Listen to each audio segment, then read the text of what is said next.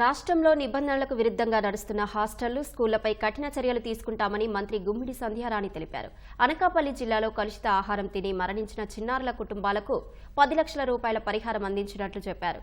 ఇటీవల వాగులో కొట్టుకుపోయి మరణించిన ఉపాధ్యాయుల కుటుంబాలకు కేంద్రం 10 లక్షలు, రాష్ట్రం 5 లక్షల చొప్పున పరిహారం అందిస్తామన్నారు.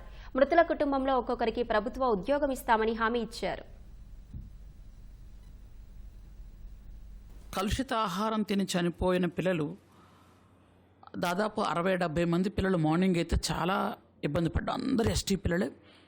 వాళ్ళు ట్రేస్ అవుట్ కాలేదు. ఫస్ట్ వాళ్ళకి అందరికీ వాంతులు విరోచనాలు అవ్వగానే ఆ సంస్థ వాళ్ళు ఇంటికి పంపించేశారు. ఆ ఇంటికి పంపించడంతో పిల్లలు ఎక్కడున్నారో తెలియలేదు. సాయంత్రం మాత్రం ట్రాక్ అయ్యింది. అందులో 3 చనిపోయారు. మిగిలిన వాళ్ళందరికీ ఇప్పుడు గవర్నమెంట్ హాస్పిటల్లో కొంతమంది, ప్రైవేట్ హాస్పిటల్లో కొంతమంది, అందరూ ప్రజెంట్ అయితే సేఫ్గానే ఉన్నారు.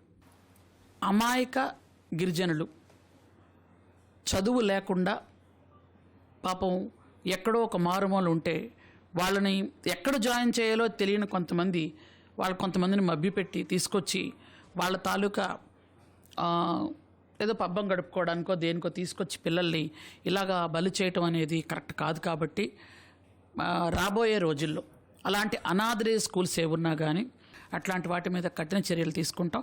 అక్కడ దగ్గరలో ఉన్నటువంటి ఏ హాస్టల్ అయినా, ఏ స్కూల్ అయినా, అది బీసీ వెల్ఫేరా, ఎస్టీ వెల్ఫేరా, లేదనుకుంటే సోషల్ వెల్ఫేరా, మైనార్టీ ఏదైనా కానీ వాళ్ళని అక్కడ జాయిన్ చేసి వాళ్ళని చదివించాలని ముఖ్యమంత్రి గారు స్ట్రాంగ్గా నిర్ణయం తీసుకున్నారు. కాబట్టి ఆ విషయం కూడా మీ అందరికీ వివరించాలని ఈరోజు వచ్చాను.